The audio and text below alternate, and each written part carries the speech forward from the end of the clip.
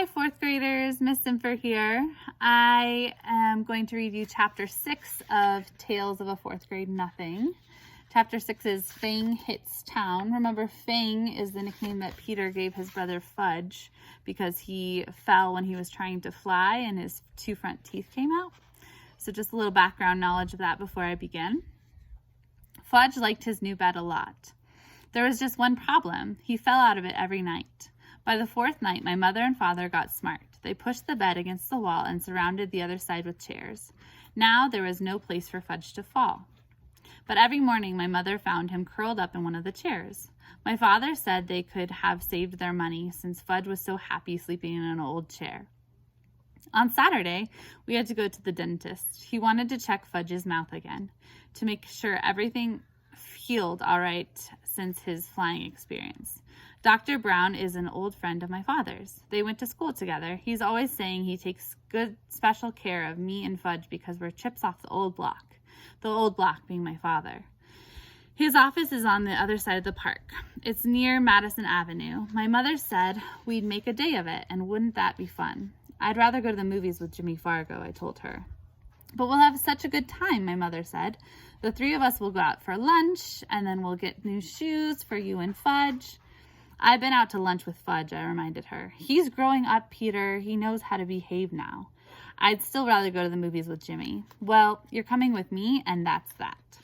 I wasn't looking forward to my day, and Saturday is always the best day of the week. Every Saturday morning, I clean out Dribble's bowl. Sometimes, if Fudge is very good, I let him watch. I do it in the bathroom. First, I take Dribble out of his bowl and let him crawl around in the tub.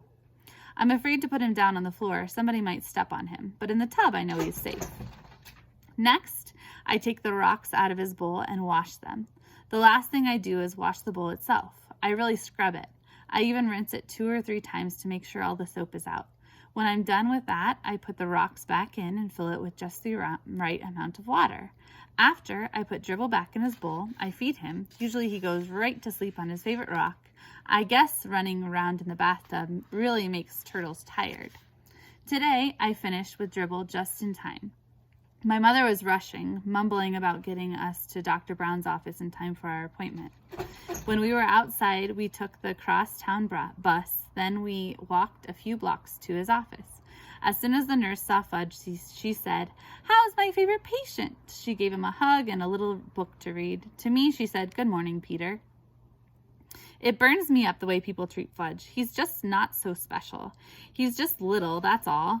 But someday he's going to be 9 years old too. I can't wait until he is. Then he'll know how there's nothing so great about him after all. Soon the nurse said, "Fudge, Dr. Brown is ready for you. Come with me now." Fudge took the nurse's hand. Dr. Brown has this rule about mothers in the examining room with kids. They're not allowed.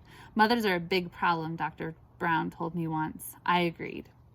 I looked through a National Geographic magazine while I waited. After a few minutes, the nurse came out and whispered something to my mother. I looked up, wondering what the big secret was. Then my mother said, "Peter, Dr. Brown would like you to help him with Fudge." "Help him," I said. "I'm no dentist." The nurse said, "Peter, darling, if you'll just come with me, I'm sure everything will work out fine." So I went with the nurse. What do I have to do? I asked her. "Oh, not much. Dr. Brown just wants you to show Fudge how you open your mouth and how he checks your teeth." "What do I have to do for that?" I asked. "I don't need a checkup yet. I just had one last month." "Your brother won't open his mouth this morning," the nurse whispered. "He won't?" I whispered back. "No, he won't," she said again. I thought that was pretty funny. I never considered refusing to open my mouth at the dentist's office. When he says open, I open. When we reached the examining room, Fudge was sitting in the big chair. He had a towel around his neck and he looked all ready for action. Dr. Brown was showing him lots of little things and explaining what he does with each one. Fudge kept nodding, but he wouldn't open his mouth. "Ah, Peter," Dr. Brown said when he saw me. "Would you open your mouth so I can count your teeth?" That's what he tells little kids he's doing, counting their teeth. Little kids will believe anything. I went along with Dr. Brown's joke. I opened my mouth very wide, much wider than when I'm the real patient. He put his mirror in and said, "Wonderful teeth, just beautiful, a regular chip off the block. Such a shame your brother can't open his mouth the way you do." Can so, Fudge said. No, Dr. Brown told him. You can't open your mouth nearly as good as Peter. Can so, see? Fudge opened his mouth. No, I'm sorry, Fudge, Dr. Brown said. It's still not as good as Peter.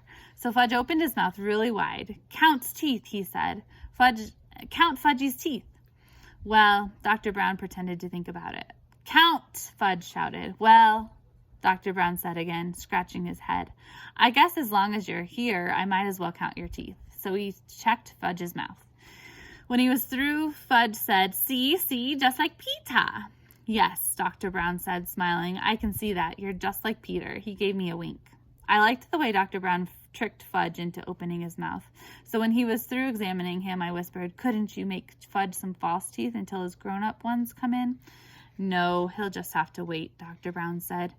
But he looks like he has fangs, I told him. You'd better not say that in front of your mother, Dr. Brown said. I know it. She's not too big on fangs. Dr. Brown thanked me for helping him. My mother made another appointment for Fudge. The nurse kissed my brother goodbye, and we left. That wasn't so bad, was it, Peter? My mother said. It could have been worse, I admitted. We headed for Bloomingdale's, where we get our shoes. There are 5 salesmen in the children's shoe department. 2 of them my mother doesn't like. She thinks they don't measure my feet carefully, that all they care about is selling shoes, even if they don't have the right sizes in stock. The other ones my mother thinks are okay. There's one she likes a lot. His name is Mr. Berman. I like him too because he's funny. He usually makes believe that the right shoe goes on the left foot or that Fudge's shoes are really for me. Anyway, when Mr. Berman waited on us, buying shoes is almost fun. Today, Mr. Berman spotted us from far away. He always remembers our name. Well, if it isn't the Hatcher boys, he said. In the flesh, I told him. Fudge opened his mouth for Mr. Berman. See, all gone. His teeth, my mother explained to Mr. Berman. He knocked out his 2 top front teeth. Well, congratulations, Mr. Berman said. That calls for a celebration. He reached into his jacket pocket and pulled out 2 lollipops. He handed one to me and one to Fudge. Ooh, Fudge said, lolly. Mine was root beer flavored. I hate root beer, but I thanked Mr. Berman anyway. I'll save it for after lunch, I told him, handing it to my mother. She put it into her purse. Fudge got a lemon lolly. He ripped off the paper and started sucking right away. Now then, what'll it be, boys? Mr. Berman asked. My mother answered, brown and white saddles for Fudge and loafers for Peter. Okay, Peter, let's see how those feet have grown. I slipped off my old shoes and stood up. I stuck my left foot into Mr. Berman's foot measure. Then he turned it around, and I put my right foot in. That's another reason why my mother thinks Mr. Berman is good at selling shoes. He measures both feet. Some salesmen only measure one. My mother says feet can be different sizes, even on the same person, and it's important to make sure the size fits the biggest foot. What color loafers, Peter? Mr. Berman asked. Brown, I said, same as my old ones. When Mr. Berman went into the back to look for shoes for me, my mother noticed the hole in the toe of my sock. Oh, Peter, why didn't you tell me you had a hole in your sock? I didn't know I had one, I said. Oh, I'm so embarrassed. It's my sock, Mom. Why should you be embarrassed? I asked. Well, it looks terrible. I mean, to come shopping for shoes with a hole in your sock? That's just awful. Can't you hide it a little? Where should I hide it? Try to get the hole in between your toes so it doesn't show, my mother said. I wiggled my sock around, trying to rearrange my hole. My mother sure worries about silly things. Mr. Berman came out with 2 pairs of loafers. He likes to bring 2 different sizes to make sure I'm getting the right one. One pair was much too big. The other pair fit fine. Wear or wrap? Mrs. Berman asked my mother. Wrap, please, she said. We'll wear the old ones home. I am never allowed to wear new shoes from the store. Don't ask me why, but my mother always has the new pair wrapped, and I can't wear them until the next day. When I finished, Mr. Berman untied Fudge's shoes and measured his feet. Brown and white saddle shoes, my mother reminded him. Mr. Berman went into the back and returned with 2 shoe boxes, but when he opened the first box and Fudge saw the saddle shoes, he said, No. No what? My mother asked him. No shoes, Fudge said. He started kicking his feet. Don't be silly, Fudgy. You need new shoes, my mother had told him. No, he hollered. Everybody in the shoe department looked over at us. Here's the perfect size, Mr. Berman told Fudge, holding up one shoe. Wait till you see how nice these new shoes feel. Fudge kicked some more. It was impossible for Mr. Berman to get the shoes on his feet. He screamed, "No shoes, no, no, no." Look at how he's kicking and screaming in that picture.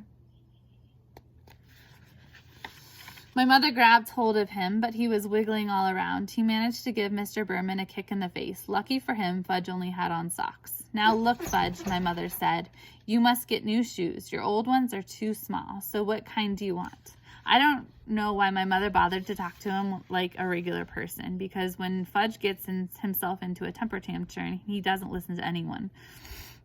By that time, he had thrown himself onto the floor where he beat his fists against the rug.